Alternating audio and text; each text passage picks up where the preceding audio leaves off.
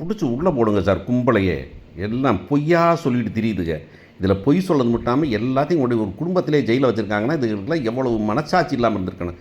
பிடிச்சி போடுங்க சார் உள்ளார அப்படின்னு ஒட்டுமொத்த குடும்பமே தூக்கி உள்ளார போடுது இந்த குடும்பத்தை அப்படிங்கிறது தான் இந்த வாரம் நடக்க போகிறதா இருக்கணும். ஏன்னா இந்த மயில் குடும்பத்துக்கும் அந்த பாக்கியன் திமிருக்கும் அவங்களுக்கு தண்டனை கொடுக்கலனாக்கும் ஒன்றும் ஆகாது அப்படிங்கிறது தான் பெரிய விஷயமாக எல்லோரும் பார்த்துக்கிட்டு இருக்கோம்.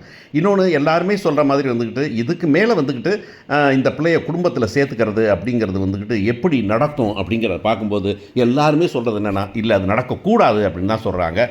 பார்ப்போம் கதை எழுதுகிறவங்க என்ன மனசில் வச்சுருக்காங்கன்னு தெரியல.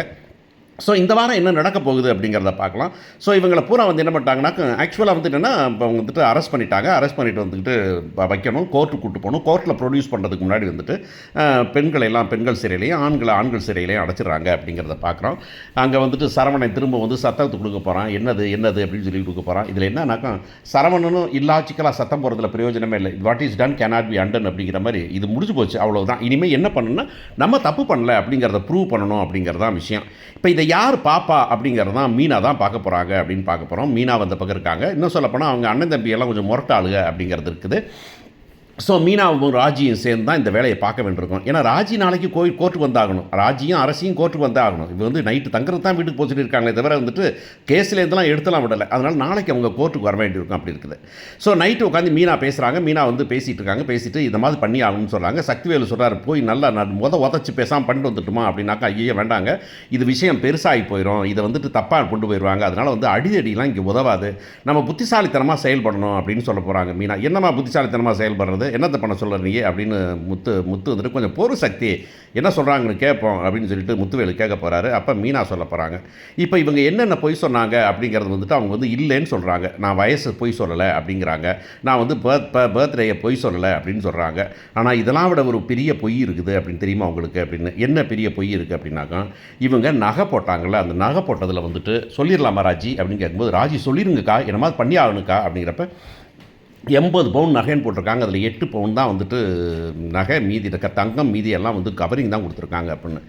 அட குடும்பம் இதை முன்னிக்கே அங்கேயே சொல்லணுமா போலீஸ் ஸ்டேஷனில், ஏமா இவ்வளோ பெரிய ஃப்ராடு நடந்துட்டு இல்லைங்க, அதை கரெக்டாக நம்ம ப்ரூவ் பண்ணணும் அதுக்காகத்தான் அப்படின்னு சொல்லிட்டு.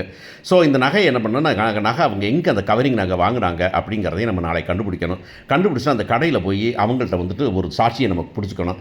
இவங்க வந்து 8 கிராம் பவுன் தான் நகை செஞ்சாங்க. நகை எந்த ஆசாரிட்ட செஞ்சாங்களோ எந்த கடையில் வாங்கினாலும் அந்த நகைக்கடை பில்லையும் பார்த்துக்கணும். நம்ம அதெல்லாம் பார்த்து எடுத்துக்கிட்டு இந்த நகையை முதல்ல போய் திருப்பணும். இப்போ திருப்பணா வந்துட்டு லாக்கரில் இருக்குது. லாக்கரில் திருப்பணா அத்தை வந்தால் தான் முடியும். ஸோ அத்தைகிட்ட போய் கையெழுத்து வாங்கிட்டு வந்து நம்ம வந்துட்டு போய் நகை கடையில் போய் திருப்பி நம்ம பேங்க்கில் போய் நகையை திருப்பி கொண்டு போகணும் நாளைக்கு அப்படின்னு சொல்ல போகிறாங்க. அப்போ வந்துட்டு எல்லோரும் வந்துட்டாங்க. அடுத்த நாள் கோர்ட்டுக்கு போகிறாங்க. கோர்ட்டில் போய் எல்லோரும் நிற்கும்போது வந்துட்டு இந்த அம்மா வந்து திமிரா வரப்போகுது. இப்போ இந்த பொண்ணு வந்தாகணும். இந்த பொண்ணு வந்துட்டு வருது காலையில் போயிட்டு வரலான்னு இந்த ஜெயிலுக்கு போனதெல்லாம் அந்த பிள்ளைக்கு தெரியாது. மயிலை கூப்பிட்டு வராங்க. வா போய் இப்போ சொல்லி வரணும். போய் உன்னை வந்து புருஷனோட அனுப்பி வச்சுட்டு வரேன். வா நீ வா மயில், நீ ஒன்றும் கவலைப்படாத மயில், நான் இருக்கிறது கவலைப்படுறேன். உன்னை இப்போ வீட்டுக்கு இங்கேருந்து கிளம்புற, நீ அப்படியே உன் புருஷனோட அந்த வீட்டுக்கு போகிற, அப்படி தான் நடக்க போகுது பாரு அப்படின்னு சொல்லி வர போகிறாங்க. வந்து இங்கே வந்துட்டு வெளியே வந்து பேச போகிறாங்க. பேசிட்டு வந்துட்டு உங்கள் வக்கீல் வர போகிறாரு. வக்கீல் வந்துட்டு என்ன சொல்ல போகிறீங்க நீங்கள் அப்படின்னு கேட்க போகிறாரு. என்னங்க எனக்கு ஒன்றும் இல்லை, இப்போ வந்து கேஸை வாபஸ் வாங்கிக்கிறேன், எனக்கு ஒன்றும் பிரச்சனை இல்லை. ஆனால் வந்துட்டு நீங்கள் வந்துட்டு என் மகளை வந்துட்டு அங்கே அனுப்பணும் அப்படிங்கிறப்ப சரவணன் நான் ஜெயிலே கிடந்து செத்தாலும் சாவுறேன், எனக்கு ஒன்றும் பிரச்சனை இல்லை, ஆனால் பரமாட்டேன்னு சொல்லும்போது மாமா அப்படின்னு போய் அது காலில் விழுவ போகுது. காலில் விழுந்தா எந்திரிக்காரு. என்ன பண்ணுறேன்னு சொல்ல போகிறாங்க.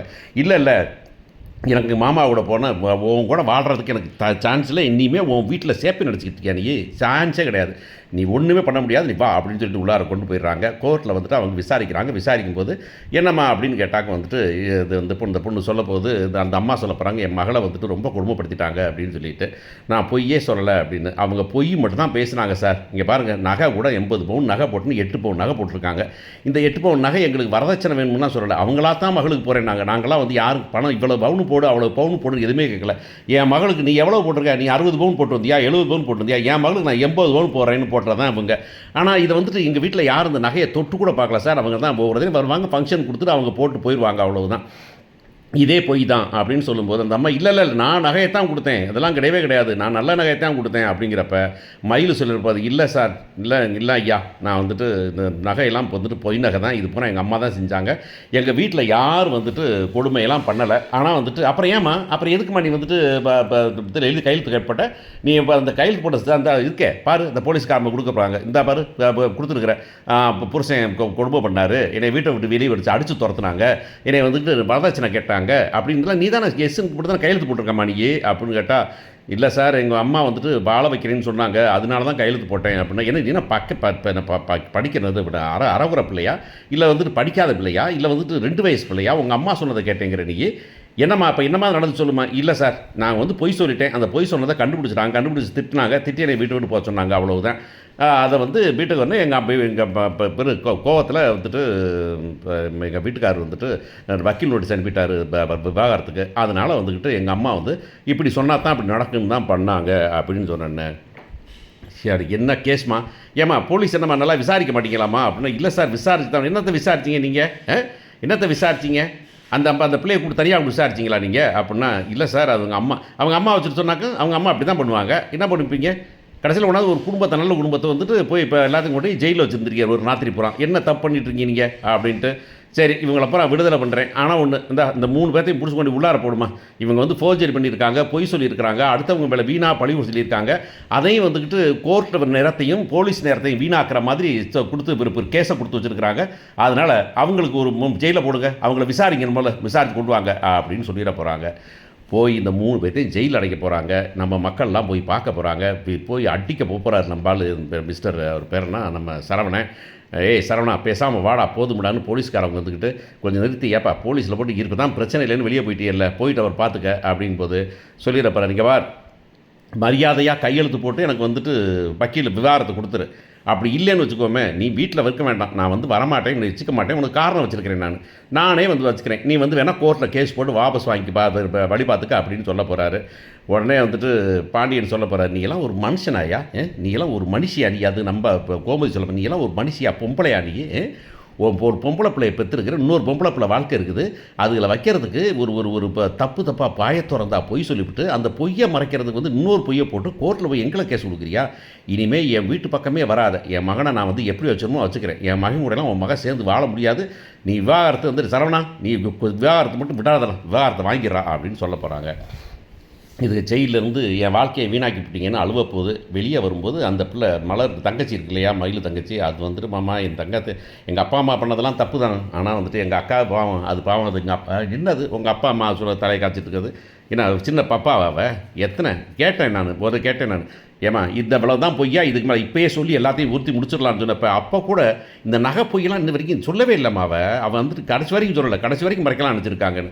அப்போ தான் மீனா சொல்வது, உங்கள் அம்மாட்ட வந்து நான் சமாதானம் பேச வந்தேன்ல, அப்போ கூட உங்கள் அம்மா சொல்லிட்டாங்க இந்த நகை விஷயத்தை மட்டும் சொல்லிடாதேன்னு என்கிட்ட சொல்லிவிட்டாங்க, நான் வந்து சொல்லாமல் இருந்தேன், நான் எங்கள் அத்தை மாமாவுக்கு துரோகம் பண்ணுற மாதிரி இருந்தேன், நான் என்ன அவங்க வாழணும் அப்படின்னு நினச்சேன் நான் அப்படின்னு சொல்லும்போது, இதெல்லாம் வாழ்கிறதுக்கு வழியே இல்லை அப்படின்னு விட்டுற போகிறாங்க அப்படின்னு தான் நம்புகிறோம். ஸோ என்ன பண்ண போகிறாங்க பார்ப்போம்.